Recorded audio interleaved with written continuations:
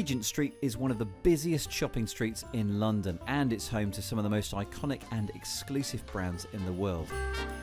Christmas season here means big business.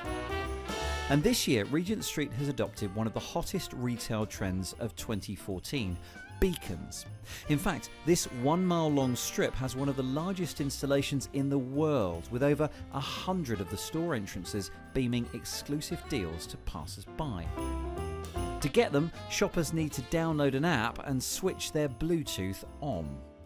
So I've been walking up and down Regent Street for about 15 minutes. I've been pinged 5 times. I can claim a free shirt and tie from one store. I can get tickets to meet Father Christmas in another.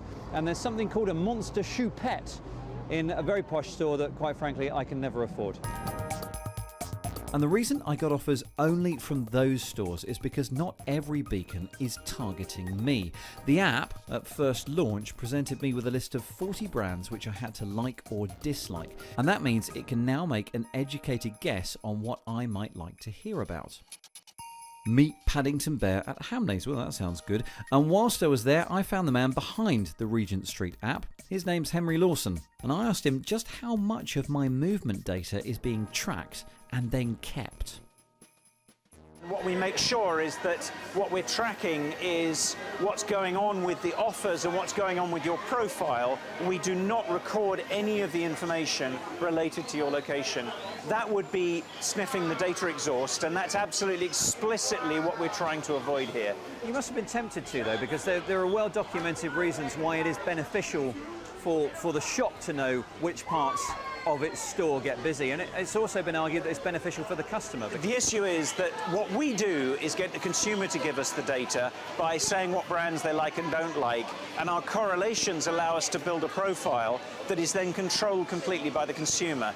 That is an entirely different experience, and the fascinating thing is after 3.5 years of doing this, we've proven that we can be between 6 and 10 times more effective than the data exhaust method. So you think it's all about the users being so uncomfortable with it, they'll turn it off, and that's why it's not as effective? Absolutely, they will turn it off. You see it all the time where people are uncomfortable with retargeting on websites, with just getting too close with the experience. To use this app, you need to have Bluetooth switched on.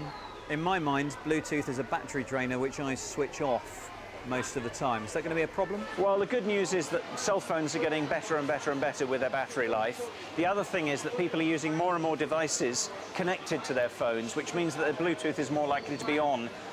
3 years ago, about 40% of phones had Bluetooth on routinely. Now we're looking at more like 70%, and we haven't found the engagement of Bluetooth to be a problem. Of course, you don't need Bluetooth to use the app, but you do need it to be able to listen for beacons and actually be triggered in that way. Your challenge, I suppose, is to persuade enough shops and areas to buy into this. Otherwise, it's only going to work in Regent Street and a couple of other streets around. How are you going to achieve that? It's so much better for a consumer to download one app for the shopping environment they're walking into than downloading apps for each individual retailer.